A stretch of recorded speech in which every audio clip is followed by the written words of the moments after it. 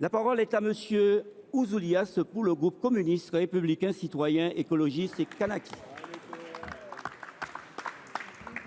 Monsieur le Président, Monsieur le Ministre, mes chers collègues, une nouvelle inquisition sévit aux États-Unis. Ses victimes en sont les scientifiques, la connaissance et la rationalité. Des chercheurs sont licenciés, des mots sont interdits et des disciplines sont proscrites. Ce ne sont pas seulement des idées qui sont bannies, mais c'est aussi la méthode scientifique qui est répudiée. Ces nouveaux Torquemada condamnent les conditions de production du savoir, le statut de la vérité et finalement la raison critique héritée des Lumières.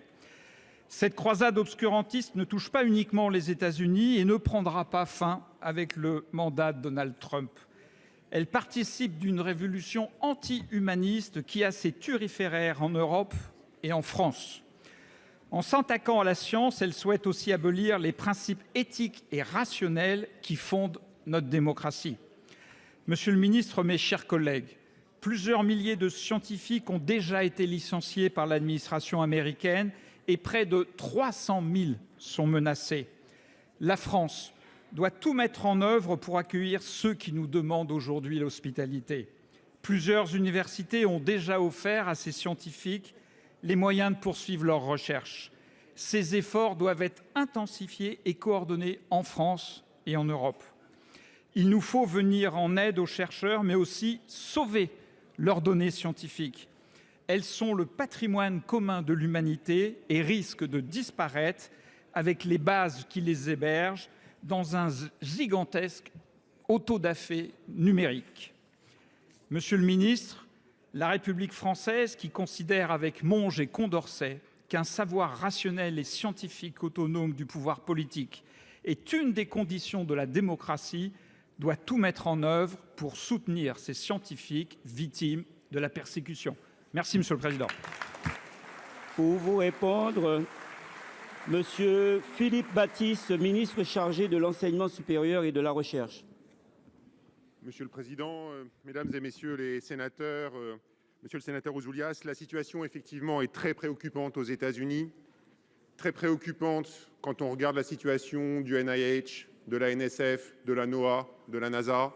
Des pans entiers de la recherche aujourd'hui aux États-Unis sont menacés directement ou sont sabrés. Ces pans correspondent à la recherche sur un certain nombre de sujets médicaux, le suivi des épidémies, le suivi de certain nombre de zoonoses, sur les questions autour de l'observation de la Terre, les questions autour du climat. Et derrière, évidemment, c'est doublement dramatique. C'est dramatique parce qu'on a à la fois, évidemment, un reflux des chercheurs, moins de chercheurs qui font une très bonne recherche aux États-Unis, mais c'est aussi des programmes internationaux qui sont derrière menacés ou arrêtés.